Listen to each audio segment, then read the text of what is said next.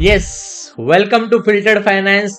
आज हम लोग डिस्कस करने वाले हैं एनएसडीएल का IPO. NSDL first of all एक मोनोपोली कंपनी है, तो उसी के बारे में पब्लिक इशू कितने करोड़ का आने वाला है, उसका जीएमपी क्या हो सकता है, सब्सक्राइब कितने टाइम्स हो सकता है, फाइनेंशियल्स क्या कह रहे हैं, तो ये सभी चीजें इन डिटेल देखेंगे। एंड अभी तक आपने फिल्टर्ड फाइनेंस को सब्सक्राइब नहीं किया है तो पहले सब्सक्राइब कीजिए, क्योंकि कोई भी आईपीओ आने से 10 से 15 दिन पहले हम लोग एनालिसिस करते हैं, ताकि आपको पता चले कि लिस्ट होने के बाद कितने परसेंट का गेन दे सकते हैं या फिर आपको अप्लाई करना चाहिए या नहीं, वो आपको पहले से ही पता रहे। तो वैसे ही आप स्क्रीन पे प्लेलिस्ट देख सकते हो। एंड ऐसे ही आज हम लोग एनएसडीएल का आईपीओ एनालिसिस करने वाले हैं। So let's begin NSDL IPO analysis. आप स्क्रीन पे देख सकते हो थोड़ी बहुत एनएसडीएल के बारे में इंफॉर्मेशन है। आपने देखा होगा पहले के जमाने में यानी कि 90s में फिजिकल शेयर्स रहते थे, यानी कि शेयर सर्टिफिकेट होता था। वो टाइम पे डीमैट अकाउंट्स नहीं थे। एंड आज के डेट में आप देखोगे तो डीमैट अकाउंट है। तो डीमैट अकाउंट यानी कि डीमटेरियलाइजेशन ऑफ शेयर्स, जो कि फिजिकल फॉर्म में ना होते हुए एक डीमटेरियलाइज फॉर्म में होते हैं, इलेक्ट्रॉनिक फॉर्म में होते हैं।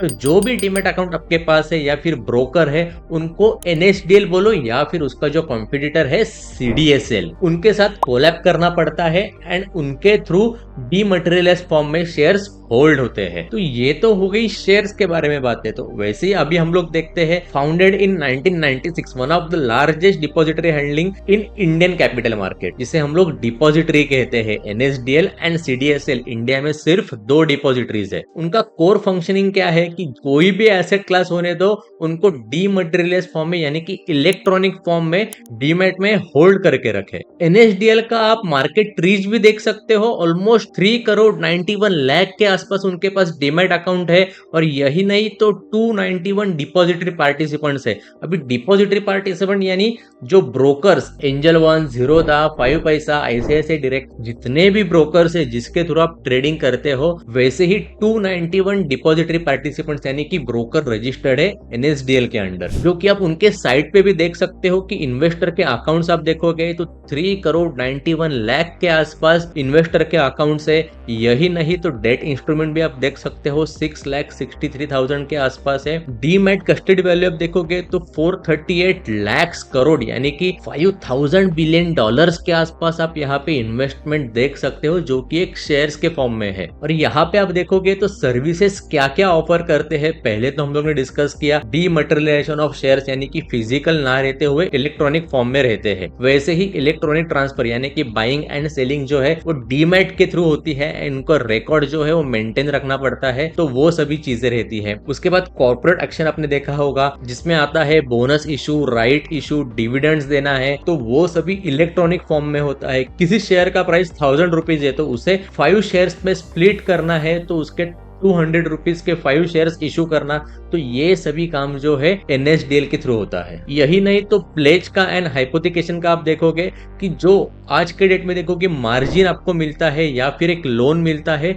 जब भी आपके पास कोई भी स्टॉक्स हो तो आप वो प्लेज कर सकते हो एंड उसके अगेंस्ट आप फंड रेज कर सकते हो एंड उसके थ्रू और इन्वेस्टमेंट आप कर सकते हो। प्लेज का ऑप्शन हर एक ब्रोकर के पास अवेलेबल है, जिसके थ्रू आप आपके पास जो स्टॉक्स है वो प्लेज करके यानी कि गिरवी रख के एक फंड रेज कर सकते हो एंड वो फंड से आप अच्छी खासी ट्रेडिंग बोलो या फिर और इन्वेस्टमेंट कर सकते हो। तो ये फैसिलिटी कौन प्रोवाइड करता है? तो यस, एनएसडीएल जो डिपॉजिटरी है वो ये फैसिलिटी प्रोवाइड करती है। आगे online platform offering investor secure access यानी कि डीमैट थ्रू जो सिक्योर ट्रांजैक्शंस होते हैं, सीमलेस जो ट्रांजैक्शन होते हैं, कोई भी दिक्कत ना आते हुए, तो ये सभी चीजें एनएसडीएल प्रोवाइड करता है। ई लॉकर या फिर electronic credit for IPO and mutual fund, तो ये सभी चीजें आप देख सकते हो स्क्रीन पे एनएसडीएल प्रोवाइड करता है। तो ये तो हो गई थोड़ी बहुत एनएसडीएल के बारे में बातें। आगे देखते हैं कि आईपीओ कब भी आ सकता है। तो यहाँ पे टेंटेटिव डेट दी गई है कि 25 मार्च से 31 मार्च के बीच में ये आईपीओ आ सकता है। जब भी IPO opening and closing date announce हो जाएगी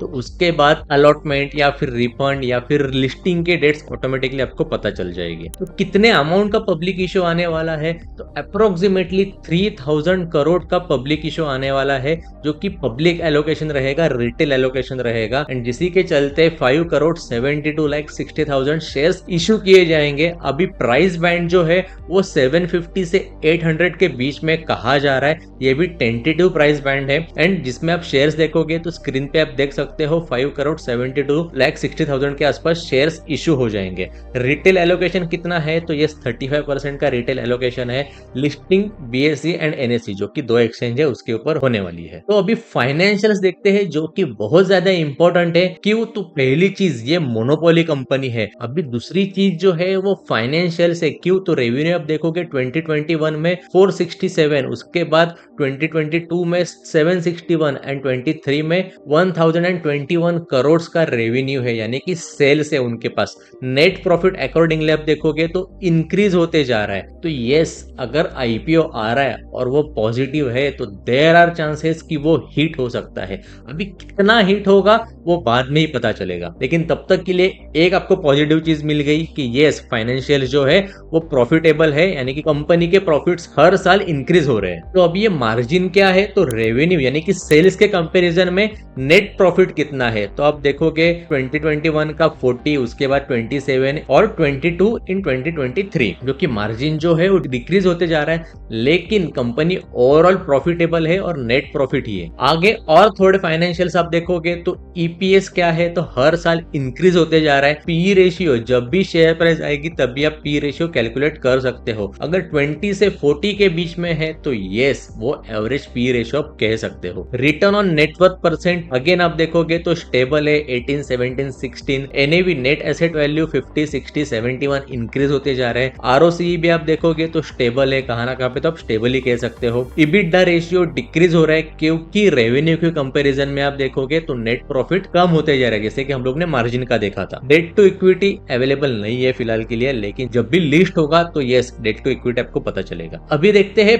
पीयर कंपैरिजन। बॉस सिर्फ एक ही कंपनी है CDSL जो NSDL की कॉम्पिटिटर है। तो सिर्फ आप सोचिए कि CDSL ने ऑलमोस्ट 5 टाइम्स ग्रोथ दी है लास्ट 5 इयर्स में, तो क्या NSDL का भी वैसे ही हो सकता है, तो वो आने वाला टाइम ही बताएगा। अभी देखते हैं कि अप्लाई करना चाहिए या नहीं, और अप्लाई करना है तो कौन से पैरामीटर्स मैंडेटरी है। सब्सक्राइब अभी आप फिलहाल तो नहीं देख सकते हो, लेकिन जब भी IPO के डेट्स आ जाएंगे, फर्स्ट डे अप्लाई करने का और सेकेंड डे अप्लाई करने का रहेगा, तो सेकेंड डे पे आप देख सकते हो 20 टाइम्स के ऊपर अगर सब्सक्राइब हुआ है तो yes, you can take decision for yourself. और वैसे ही GMP जो है 25% के ऊपर है तो yes, again you can take your decision, क्योंकि ये सभी जो चीजें हैं वो पॉजिटिव नोट पे डिस्कस की जा रही है। क्यों, तो पहली चीज मोनोपोली कंपनी है, सिर्फ एक कॉम्पिटिटर है। सेकेंड, फाइनेंशियल्स पॉजिटिव है एंड इंक्रीज होते जा रहा है नेट प्रॉफिट। डीमैट अकाउंट जो है लास्ट 5 इयर्स में ट्रिमेंडसली इंक्रीज हुए हैं। फोर्थ, GMP एंड सब्सक्रिप्शन का तो मैंने कहा ही है कि GMP अगर 25% के ऊपर रहेगा और एल्स सब्सक्रिप्शन जो है 20 टाइम्स के ऊपर रहेगा तो yes, you can think to apply. So yes, NSDL के बारे में आपको 70-80% इंफॉर्मेशन तो मिल गई है। अप्लाई करना है या फिर नहीं करना है, कौन से सिनेरियो में अप्लाई करना है, वो चीजें तो आपको पता चल गई। वैसे ही आपको अप्लाई करने के दूसरे दिन इन डिटेल वीडियो चाहिए तो मुझे कमेंट करके बताइए। एंड यस, आने वाले एथर कंपनी का भी अगर आपको IPO डिटेल्स चाहिए तो मुझे कमेंट में एथर टाइप करके बताइए। एंड ऐसे ही IPO या फिर फाइनेंशियल मार्केट के सभी इन डिटेल वीडियोस के लिए फिल्टर्ड फाइनेंस को जरूर सब्सक्राइब कीजिए। Thank you.